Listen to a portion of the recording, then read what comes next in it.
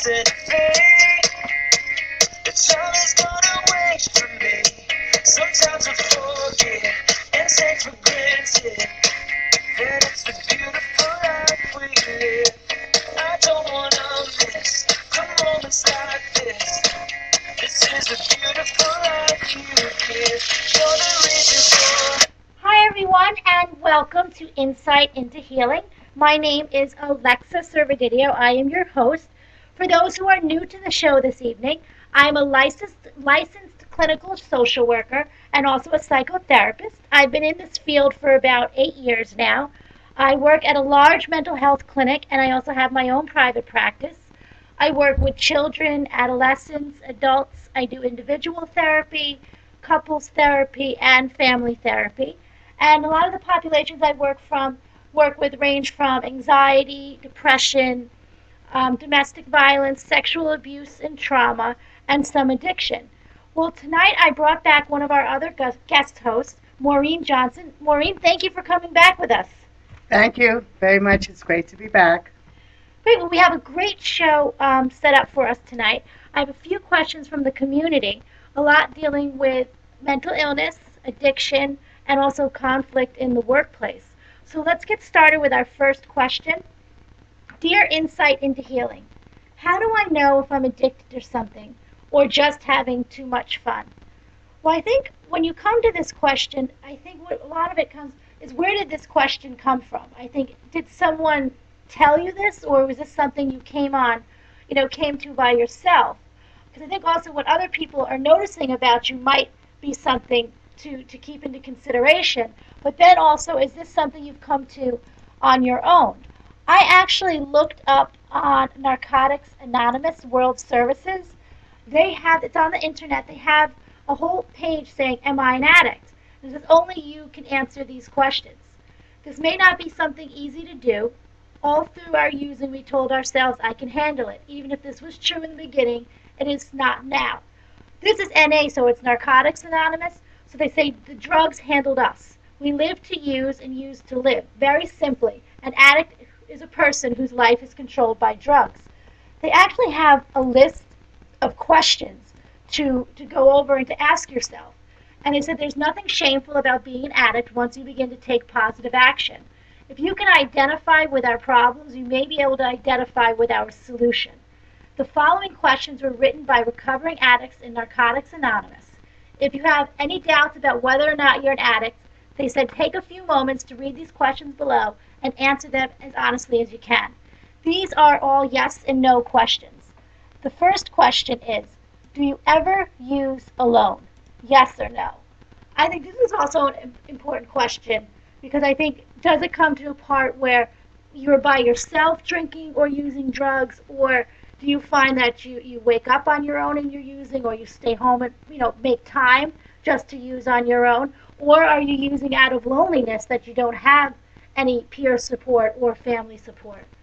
One of the next questions is, have you ever substituted one drug for another, thinking that one particular drug was the problem? Yes or no? Have you ever manipulated or lied to a doctor to obtain prescription drugs? Now, this is a really big one right now, I found, with prescription drugs. I think especially when people have, they have an injury, they start taking prescription drugs because they're in pain and they need it and it's supposed to be temporary. And what they find out later is that they are so addictive that they end up actually becoming addicted to it. Have you seen any of this, Maureen? Oh, definitely, yes. And it's a really big problem, because I think what I've found with a lot of the clients that I work with is that they started because they've had an accident and they have severe back pain, and they need these drugs because they're in so much pain. But then they find their tolerance builds higher and higher, so they need more drugs and they need more drugs, and then now they take them just to survive. And obviously they've started feeling in their gut that they've really become addicted to this. And your tolerance grows bigger and bigger. And I think this has been a big problem, because what do? Because if you stop the prescription drugs, you're still in pain.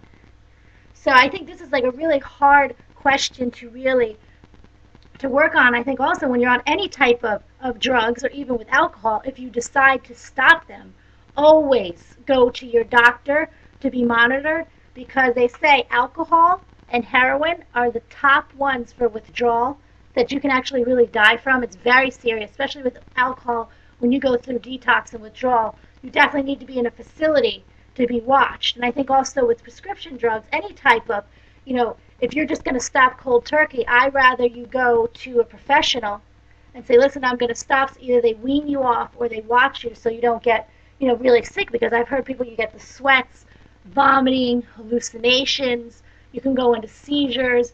And I think it's something that you really shouldn't be doing alone, that you need support. And I know when it comes to addiction, there's a lot of shame and guilt. But I think it's so dangerous. I've had a few clients, family members, friends, loved ones, who actually, were ready to stop and quit cold turkey and end up dying from withdrawal. And I think it's really a serious, serious problem that I commend people who want to stop and want to do it on their own. But I think, again, making sure you have the right support system. As I always say on the show, safety first. Always, always safety first. The next question, have you ever stolen drugs or stolen to obtain drugs? Do you regularly use a drug when you wake up or when you go to bed? This can also go for alcohol. I know you're going to go next after I do with the narcotics with some stuff for alcohol, but this can also be for both. Do you avoid places or people that don't approve of your using? Have you ever used a drug without knowing what it was or what it would do to you? Has your job or school performance ever suffered from the effects of your drug use? Have you ever been arrested as a result of using drugs? Have you ever lied about what or how much you use? Do you put the purchase of drugs ahead of your financial responsibilities? Have you ever tried to stop or control your using? Have you ever been in jail, hospital, or drug rehab center because of your using? Does using interfere with your sleeping or eating? Now that's really an interesting one, because I find when I've worked with people that are in addiction, that becomes their food, that becomes their sleep, and they really kind of give up on what they're eating. They lose their appetite, or even to get the drugs or the alcohol, they're not sleeping, which even causes so much more harm and damage to the mind, to the body, to just your functioning. As we said before in past shows, how important sleep is, and sleep disorders can really impact anxiety. What do you think? Oh, definitely. Well, we spoke at length about the sleep disorders, and I think any kind of addiction interferes with sleep disorders. Yes, it's really important. So I think really, if you really start noticing that your sleeping has been impacted, your eating, your regular daily routine, that's definitely something to keep as a red flag and to keep an eye on. The next one, does the thought of running out of drugs terrify you? Do you feel it is impossible for you to live without drugs? Do you ever question your own sanity? Let's see, what's the next one? Is your drug use making life at home unhappy? That again came from the beginning when I was talking about, are others around you, your friends, your family, your husband, your wife, or your job, have they been saying something to you? And I know you said, how do you know if I'm addicted to something or having too much fun? I think that's a fine line. And I think that line comes up when these questions start coming to your mind. I mean, once or twice, maybe someone says something to you, you can file it away and keep it as like a personal memo in your head. But if you find that a lot of people you really trust and care about are saying, hey, I'm concerned about you, I definitely think that's definitely a huge red flag to make sure you pay attention to. The next one, have you ever thought you couldn't fit in or have a good time without drugs?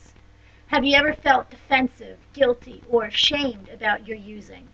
I think that happens, I find, with a lot of my clients, of them coming forward or even, trying to get help, is the shame and the guilt, and then they try to do it on their own. And what I've said before, it is so hard sometimes to do things on your own, and it doesn't mean that you're weak if you go to get help. So please, make sure you definitely build up a team or a support system that, Maureen and I have talked about in prior shows, that it's great to have definitely a team behind you. Next question. Have you ever felt defensive, guilty, or shamed? I think I just read that one. Sorry. Do you think a lot about drugs? Have you had irrational or indefinable fears? Has using affected your sexual relationship? Have you ever taken drugs you didn't prefer? Have you ever used drugs because of emotional pain or stress? And I think that also comes to self-medicating. And I think that's important too. Sometimes people self-medicate due to depression, also bipolar. I've seen a lot of clients, because of the severe mood swings of the mania and the depression, that they will self-medicate, with cocaine when they're very depressed, and to take some sort of downer when they're having mania so they can sleep, so they're not up for 3 days. And that becomes a very dangerous concoction that you're putting together. Have you ever overdosed on any drugs?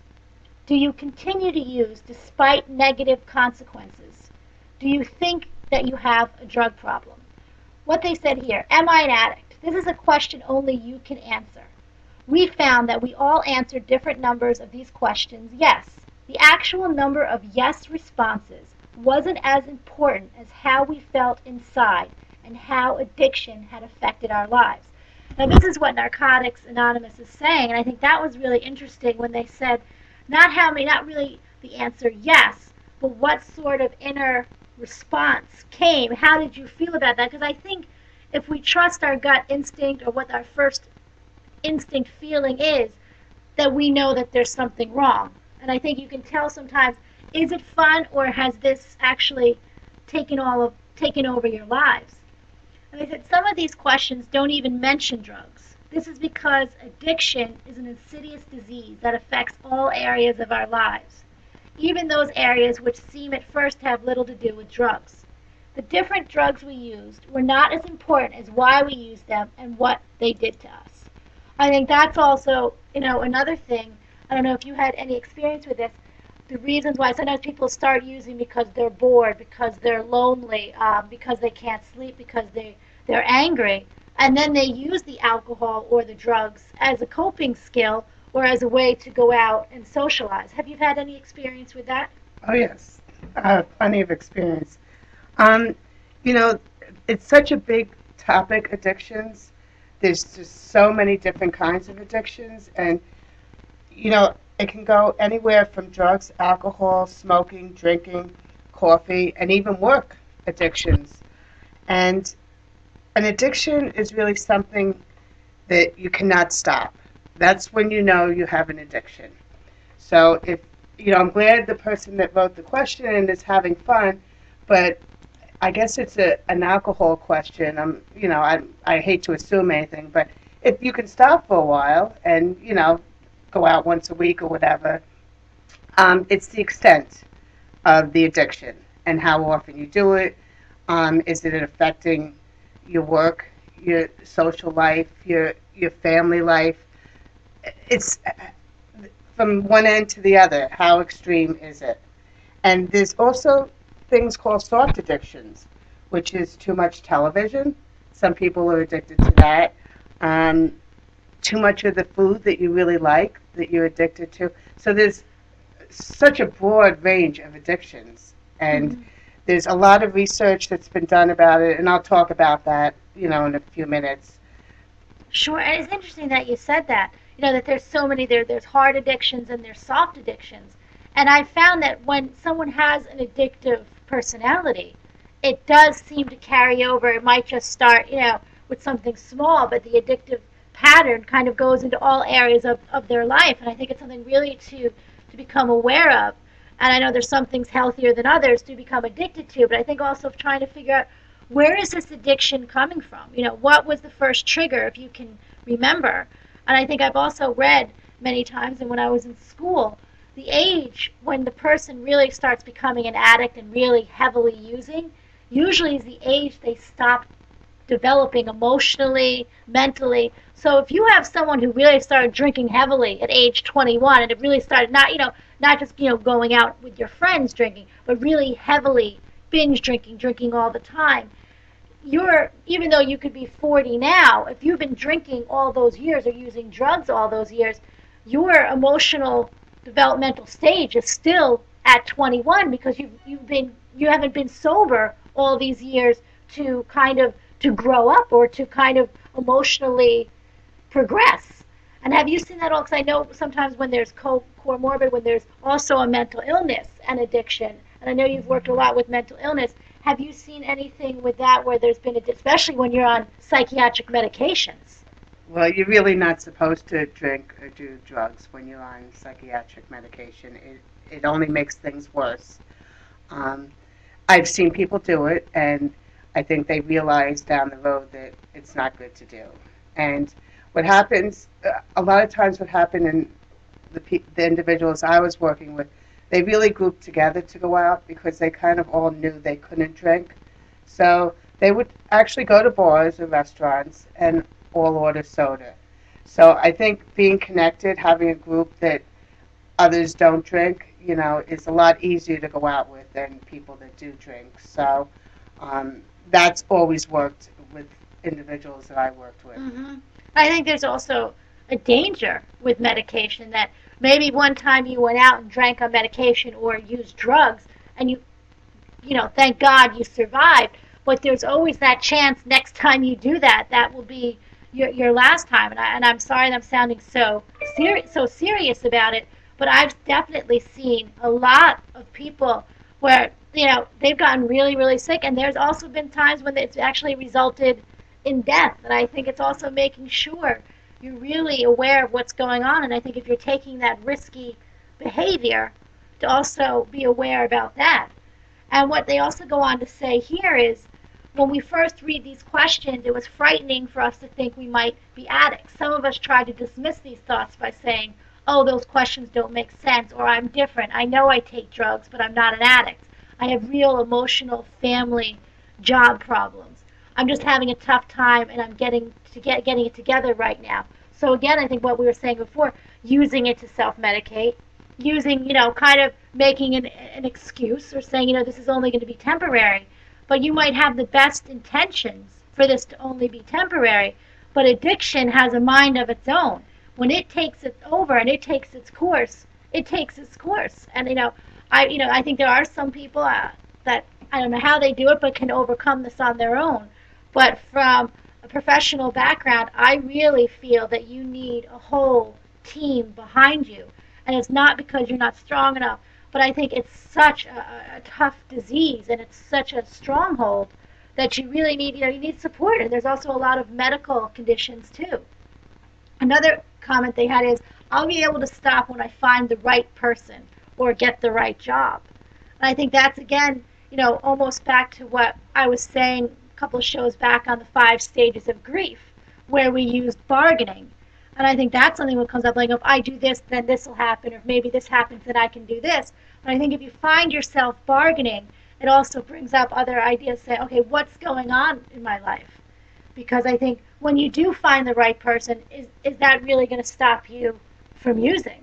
And I know you had some studies about genetics and about alcoholism, about what is actually going on, and it's pretty serious with what you were saying about them. I don't know if you wanted to go through them now. Well, there's always great websites to go into, but one that I found very interesting was addictionsandrecovery.org. And there's this cage test for alcohol addiction, and it's just 4 simple questions, which really puts it in perspective if you're addicted. And this is actually relating to alcohol, which I think the question is about. The first one, have you ever felt you should cut down on your drinking? Have you ever been annoyed when people have commented on your drinking? 3, have you ever felt guilty or badly about your drinking? Or 4, have you ever had an eye-opener first thing in the morning to steady your nerves or get rid of a hangover? So those are kind of just simple, basic questions that, if those come to your mind, there's something going on, and it's a good thing you're realizing it, and hopefully you can get the help, get the support. I think in that level, you can kind of help yourself. Mm-hmm. It's, people that drink early in the morning, drink all day, that really need the help. But if you're asking yourself those questions in the morning, it's time to look and see what you can do about it. And just maybe, I don't know, cut down or whatever, because other studies show that if you have, there's a modified cage test for all addictions, which is 4 simple questions, which says, have you ever felt you should cut down on your use of drugs? Pretty much the same questions. Have you ever been annoyed when people have commented on your use? Have you ever felt guilty or badly about your use? Have you ever used drugs to ease withdrawal symptoms? So everything is really in that kind of place between alcohol, drugs, Food those, addictions. any kind of addiction, like we said. And addiction is like a disease. It is a disease. It's been confirmed that it's a disease. So, and then they go into an order test for alcohol addiction, and they mention that 1 can of beer, 1 glass of wine, 1 shot of liquor, the 3 different types of the drinking, and they say, how often do you have a drink containing alcohol? And then monthly or less, 2 to 4 times a month, 2 to 3 times a week, 4 more times a week. So they get, and it continues, but you can go on their website, and I think it was very interesting to see how the questions and how often you do it, because some people think that to have, a couple of beers a week is awful, where other people don't think It's it. okay. So Yes. these questions go on, and like I said, it's addictionsandrecovery.org. And also, as Alexa mentioned, it's also hereditary kind of. It's how do you Genetics. genetics. They say the children of addicts are 8 times more likely to develop an addiction. So the family history is very important to check that. I think people are more open these days, than way back when they kind of kept it in the closet. But, when there's children involved, you want to set their, path clear, because it can happen to them. And so that you'll be able, and this again is mentioned, that the genetics of addiction is mentioned in this website. So I also noticed here on Narcotics Anonymous, they said we face 3 disturbing realizations. Number 1, we are powerless over addiction, and our lives are unmanageable. 2, although we are not responsible for our disease, we are responsible for our recovery. Now that's a really, really powerful statement. I've never heard of it actually put in that way, but I think it's a thing. I know sometimes when we have a disease, like if we're not responsible sometimes when we get a medical condition.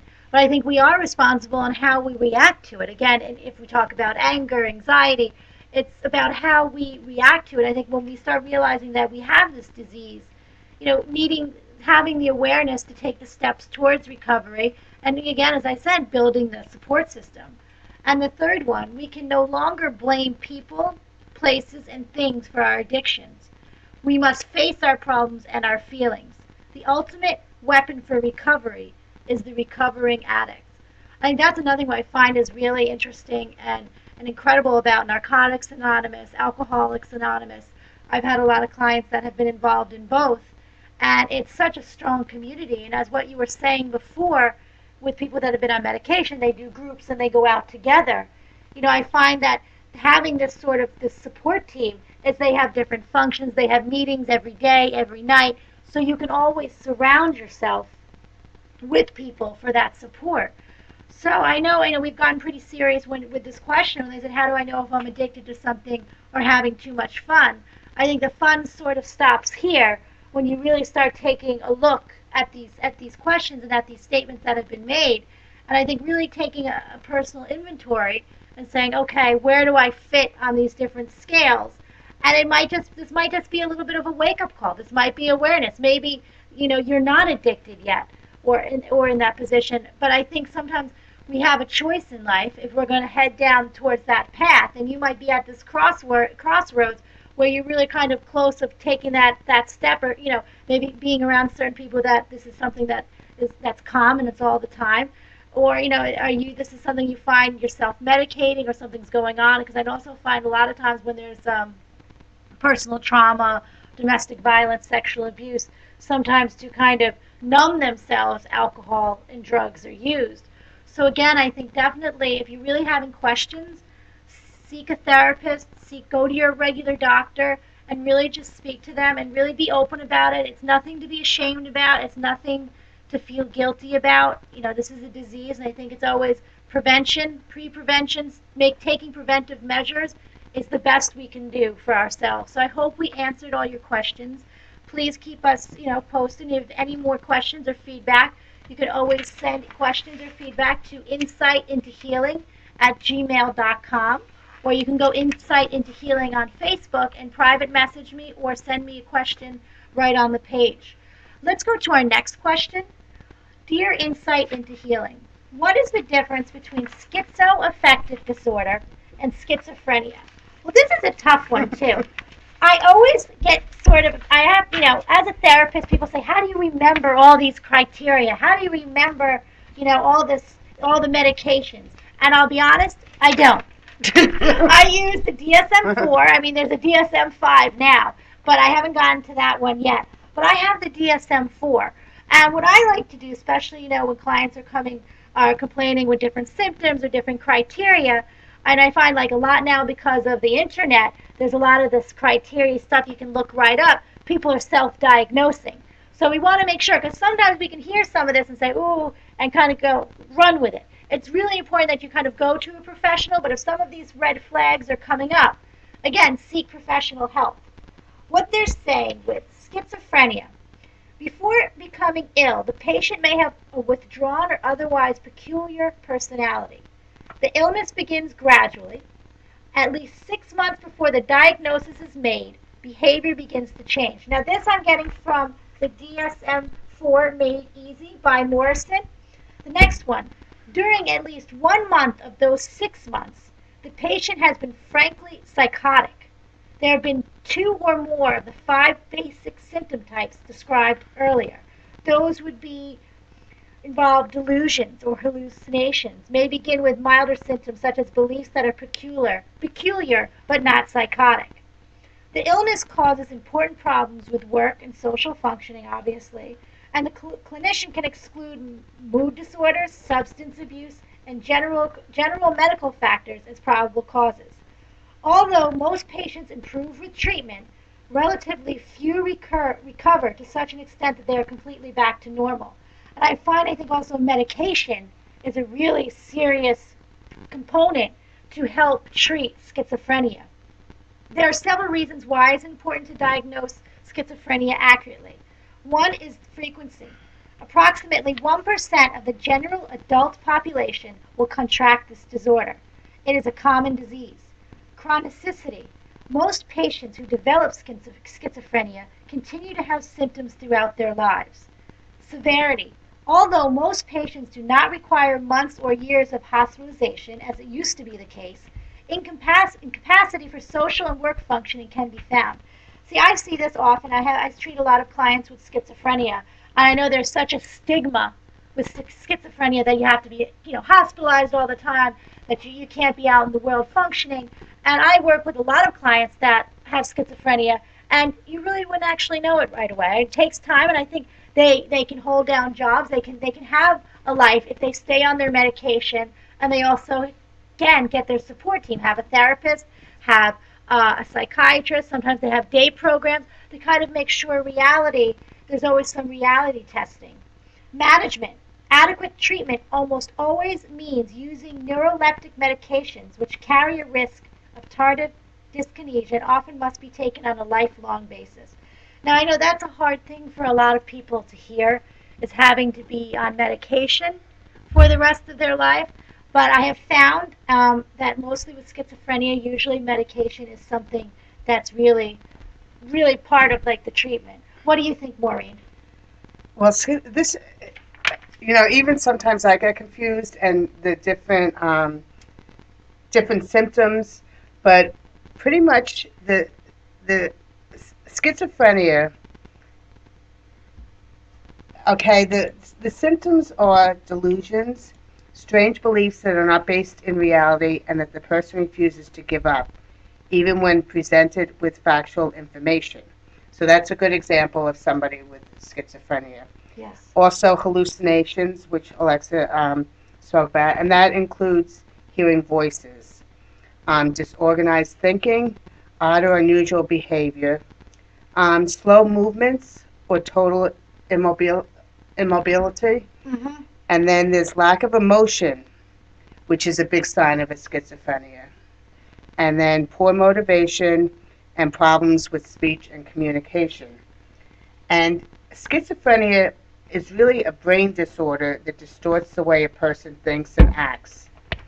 It expresses emotions, perceives reality, and relates to others. Depression is an illness that is marked by feelings of sadness, worthlessness, or hopelessness, as well as problems concentrating and remembering detail. Bipolar disorder is characterized by cyclic mood changes, including severe high and lows. So that's pretty much the schizophrenia, Yes. that we're talking about, and then I guess we'll get into the schizoaffective Affective. disorder. So I think we pretty much Yeah. Well, it's interesting how we both said, I was just looking at the DSM-4 while you were speaking, and about how we were saying we sometimes have some confusion and it's hard to grasp. In the DSM-4, it states itself, schizoaffective disorder is just plain confusing. Over the years, it has meant many things to many clinicians. Because there were so many interpretations in use for this confusing category, the DSM-3 included no criteria for it all in 1980. But DSM-3R first attempted to specify the criteria in 1987. Most interpretations suggest that schizoaffective disorder, which is different than schizophrenia, is some sort of cross between a mood disorder and schizophrenia. Some writers regard it as a form of bipolar disorder because some patients seem to respond well to lithium. Other commentators believe it is closer to schizophrenia. Still others hold that it is an entirely separate type of psychosis or simply a collection of confusing, sometimes contradictory symptoms. This sounds can you imagine if it's confusing to the clinicians, how confusing it must be for the clients who are suffering from schizophrenia, schizoaffective disorder, and also from the family members. So I think, again, this reinforces really, making sure you get a couple of opinions, not just one, get a second and third opinion, and really keeping an eye on it. They said the A criteria for schizophrenia for at least a month: delusions or hallucinations without major mood symptoms for 2 weeks or more. Mood symptoms that meet criteria for major depressive, manic, or mixed episode, substantial period of total illness. Also, the criteria for schizoaffective disorder: during a continuous period of illness for a substantial part of at least 1 month or less if effectively treated, the patient has had 2 or more of the following symptoms. As Maureen said, delusions. Only one symptom is required if a delusion is bizarre, such as being abducted in a spaceship from the sun. Hallucinations. Only one symptom is required if hallucinations are at least 2 voices talking to each other, or of a voice that keeps a running commentary on the patient's thoughts and actions. See, I find a lot of clients that I work with have these type of beliefs. They feel that their neighbors are speaking to them. Some actually feel that God has been spoken to them, and they have come down here as as a Messiah or as a prophet to speak God's words. So I think also to also keep an eye of that. They also have a lot of different things of aliens, of people talking to them through objects, through the radio, through the television. Next is speech that shows incoherence, derailment, or other disorganization, severely disorganized or catonic behavior. Any negative symptoms such as flat affect, reduced speech, or lack of volition. During the same continuous period of illness, the patient has had a major depressive episode that includes depressed mood, or a manic episode, or a mixed episode.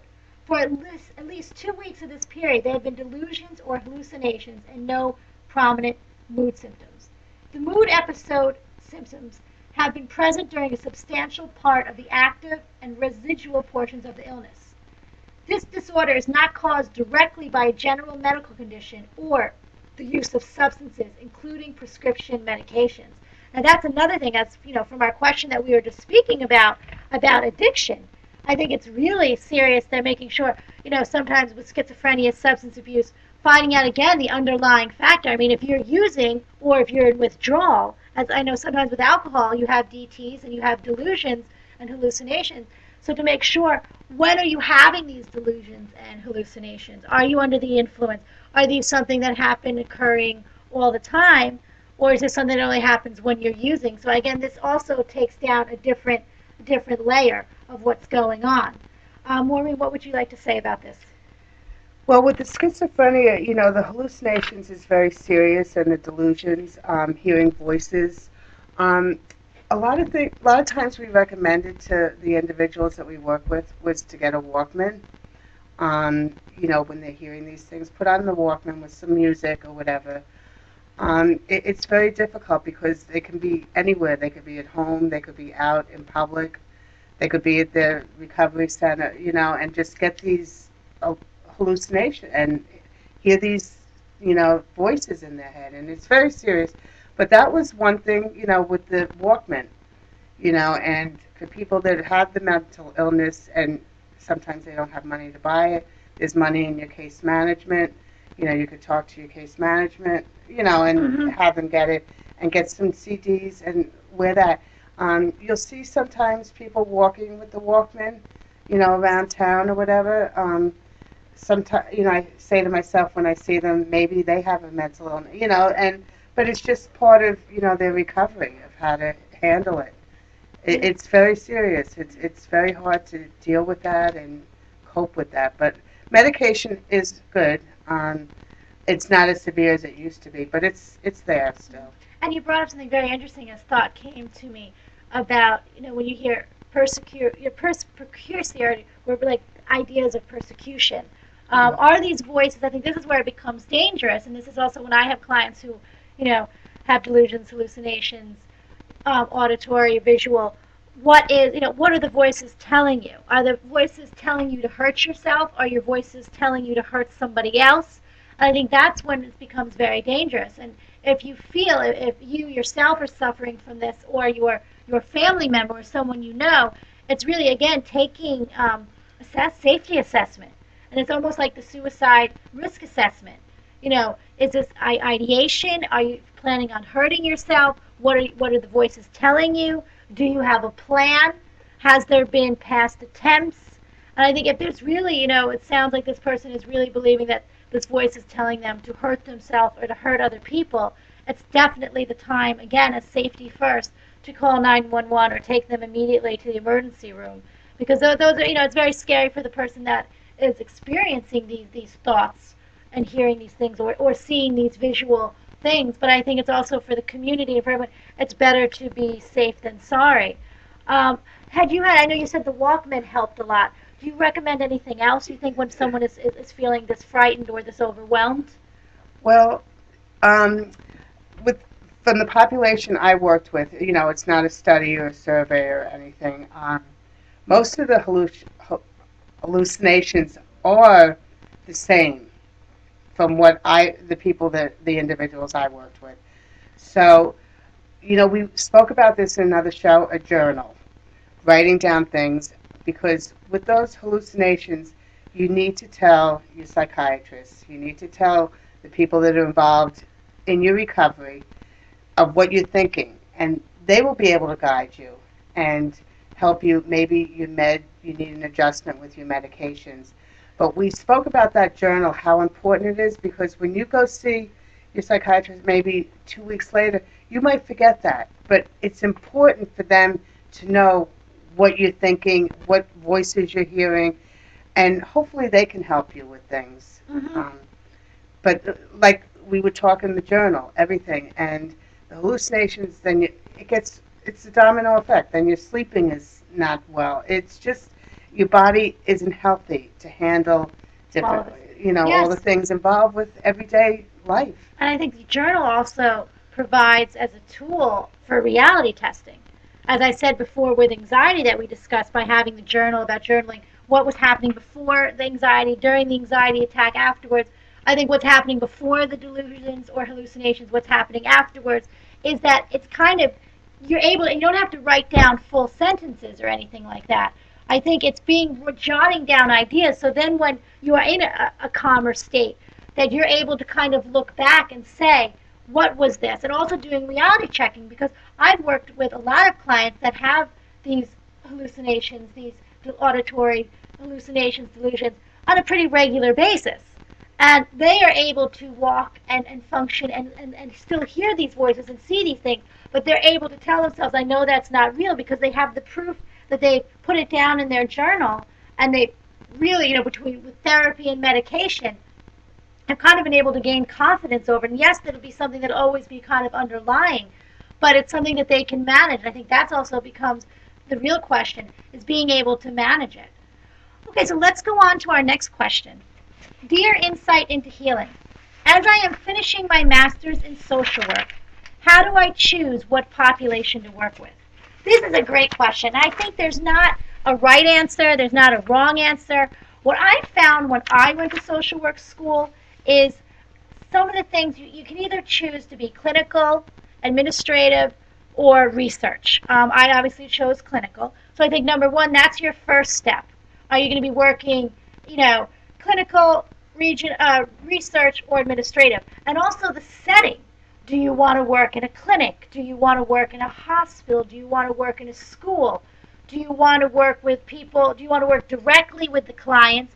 Or do you want to, not be a direct care worker, but also work with maybe the staff, and I think, or supervision? It becomes so, it's so in different layers. I think by the way of really figuring out what population you want to work with is being able to have some experience. And I think also when you're finishing your master's, usually what they do is you have different internships or field placements.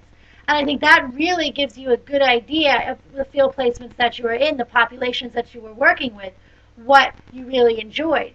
My first population I worked with was domestic violence, and it was something I knew. This is a population I really want to work with. It's actually become one of my specialties is domestic violence.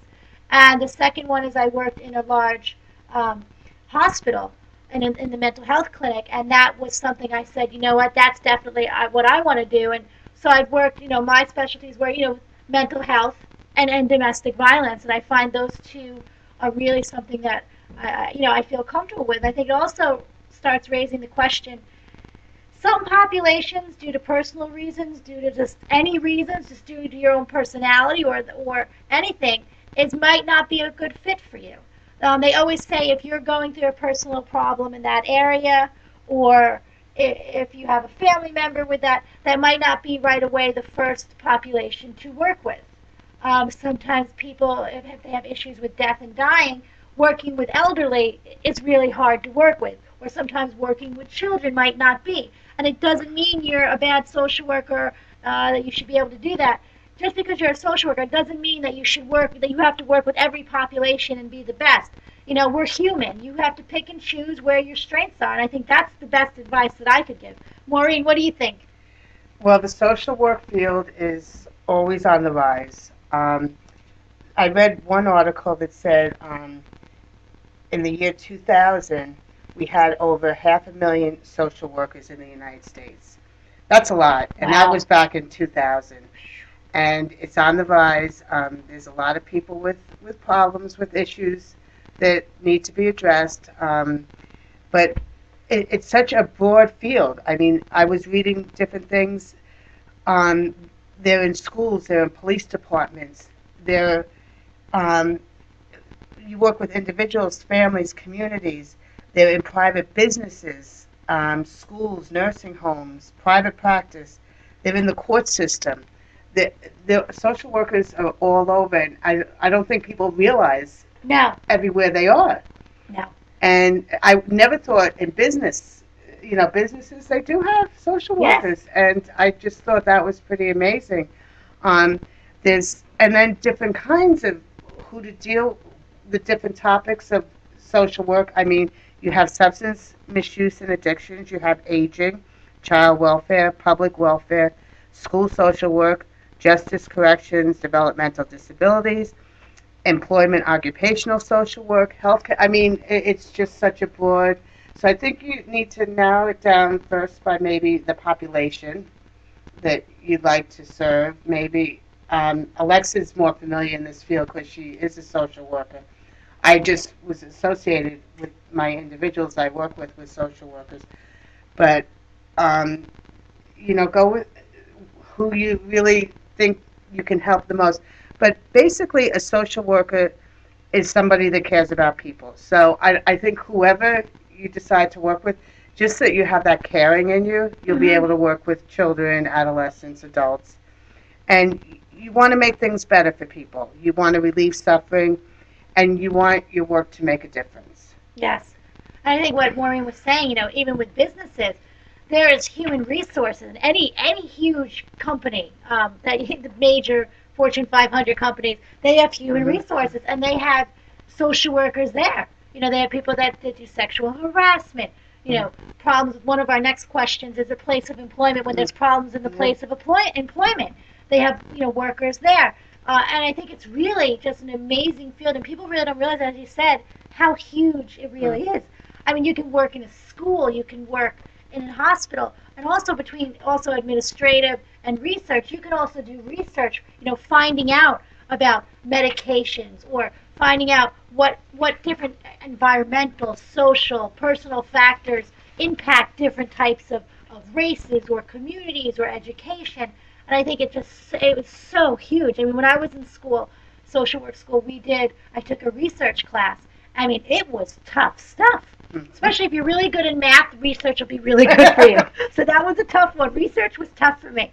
But it was just, I mean, the amazement when you find the correlation between what's happening and what impacts the other in the different studies. I mean, that's someone, I mean, no one would ever think that was part of social work. And you do all these different types of studies. I know, different type of schools or different type of things come to agencies to do. I know there's one that's going on for suicide and mental illness. Then there's another one with mental illness and substance abuse, and really finding out, because I think the social work field is changing so much, and also between mental illness and substance abuse and medication. And I think because each person is so different, that each case is so different, that it's just the field is growing. The social work field is definitely growing. So I'm very, very excited about that.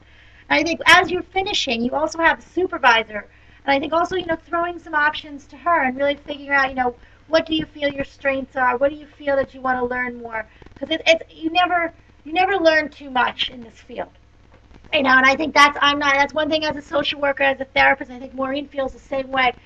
You can't be embarrassed to say, you know what, I'm not familiar with that. Let me go check out on that. And I think that's what I do. A lot of times I read stuff and I research before the show, because this all just doesn't come from my head. It's years of reading and working with people. So I think give yourself time when choosing which population you want to work with.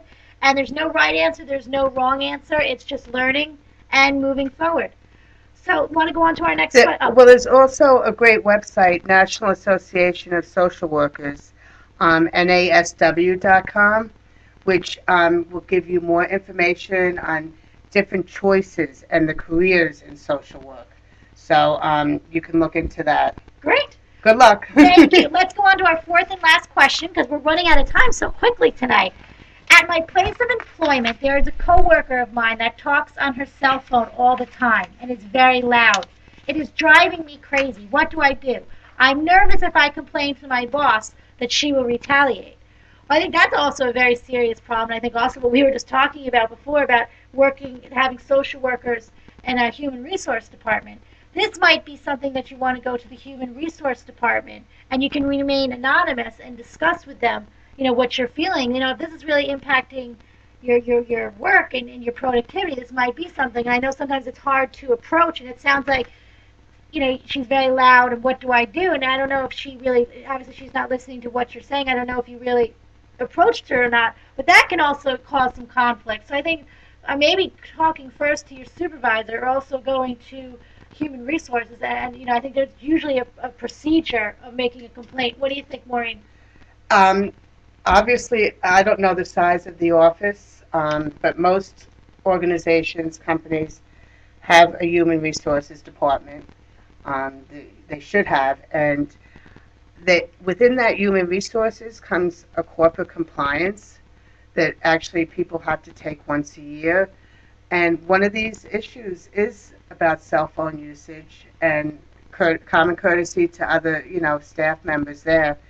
So you can do that, the human resources, the corporate compliance. A corporate compliance usually has a hotline, which is an anonymous. You don't have to leave your name or anything.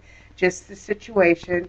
I mean, you can have somebody else call so that they won't recognize your voice, because it is a tender situation, and Yes. you have to work together. You have to work as a team. If those two things don't work, you could always mail an anonymous letter that's just typed on a computer, no return address, to the president of the company or whatever, if you want to go further up the line, if human resources hasn't, helped you with that. But there's no reason why they should be talking that much on the cell phone. No. They're not It's doing probably affecting their work. Yeah. And I know for a lot of large agencies, they have a procedure about not having retaliation on, as they call it, the whistleblower. And there's a whole procedure that there will not be retaliation if you complain about someone. And if that does happen, they also have another, organization or another team that you can go to if you feel like that you made a complaint and now there's been, retaliation by the coworker you complained about or by, your supervisor or anybody in your agency. So I think now it's become so, so serious, and agencies are really becoming more aware of what happens in the office, and it's not just, oh, we have to get along or deal with it. It's really serious what's going on with in the office. And I think someone talking on their cell phone is definitely a no-no. I know it's not supposed to be any personal use of cell phone or even personal use of your computer when you're on the computer doing anything personal. So I know that sounds like a definitely direct violation of any agency laws or procedures. So I would definitely agree, go to corporate compliance. You also might want to get your agency, your company's handbook, employee handbook, and they usually should have a procedure for you to follow in case you have a complaint. I think that's definitely the best thing because it sounds like this coworker, I bet you're not the only person that this coworker is annoying and is causing problems. And I know it's hard, you don't want to be the first one to say something, but I think for your own productivity and your own peace of mind, that definitely I would step forward and check it out and let us know. And please, keep us posted and let us know what happens with that. We're almost at the end of our show. Maureen, did you have any more on this question? On the question, there's also a website, DaleCarnegie.com. DALE Carnegie, CARNEGIE.com, that talks about conflict resolutions in the office place. And you can go on that website and go in and read, and it's very interesting what they talk about. In your situation with the cell phone, some companies actually arrange for a time where people could go outside and talk on the cell phone. So there's all different ways, that the retaliation doesn't happen, that person who's talking on the cell phone will have time to do that. Mm-hmm. And so that it's not total withdrawal for that person. So, like I said, DaleCarnegie.com, I found it very interesting, the website. Oh, wow. Okay, great. So definitely, I will also begin to post a lot of the stuff that we spoke about on the show today. I also posted Maureen's fabulous time management and study procedure that she put up with all the different hours of sleep and study and school. Everybody loved that. So I definitely, you can find that. That was posted last week on the website. As you know, what I like to do at the end of each show is give a journaling exercise. I find that journaling is really an important tool to use for helping, promoting your healing and your personal growth and also awareness about what's going on. This actual exercise I was told about by my friend Tom. It's actually called 3 letters. What it is, it's 3 letters that you're going to write. With these letters, you do not have to mail them to the person. You don't have to show it to the person. This is really for your own personal use, your own personal growth. Letter number 1. Write a letter to the person who has hurt you or upset you. In this letter, you will be explaining about what's going on, how you're feeling, and feel free if you feel like cursing or you feel like getting angry. You're allowed to do that. This does not have to be a polite letter. No one is really going to see this letter except you. So I think really be truthful and don't be afraid to hurt this person's feeling. This person's probably not going to see this letter. So keep this letter. Really make sure you're not holding back. Let them know how you're feeling. Of course, always stay in a safe place. If you feel like your emotions are getting too high, you might want to take a step back. Letter number 2. Write a letter to your inner child, acknowledging the past pain and the promise of the healing. I know this might sound a little strange, but as you do, as you write a child, if I were to write a letter, it would be to Alexa, who was 6 years old, or 7 years old, whatever age you feel. kind of just saying, I understand what happened. You must be really scared. Almost what you would say if a child came to you, your own child or a child you work with or a child on the street and was telling you how frightened or upset they were. Writing that letter to that child, explaining to them that it's okay and kind of giving them comfort and safety. The last letter is writing a letter to God, thanking Him for His grace. I found this very powerful because it's almost a release of what's going on. And I think, as we said before in a couple of the other shows, gratitude. And I know I've mentioned this before, what are 5 things that you're grateful for? And I think always, writing something, thanking, showing, that you're grateful. And I think also putting a positive end to this. Because I find with writing sometimes the first letter can really stir up a lot of different emotions. And we want to always make sure we keep you in a safe environment. So you can able to kind of reel yourself back in. So the first letter, you'll find yourself, probably being upset. The second letter, kind of teaching yourself self-soothing, teaching yourself being able to pamper yourself, to also use self-affirmations, and also that's also building your confidence that if something comes up later on, you can use these tools to self-soothe or to kind of also get your own closure. Sometimes we have people in our life who we can't get closure from or we won't get what we need. This is also being able to fill that void and getting that closure for yourself. And the last letter, I think, is really powerful, the letter to God, because it's a healing. It's of letting go to a higher power, saying to ourselves that this is no longer in our hands.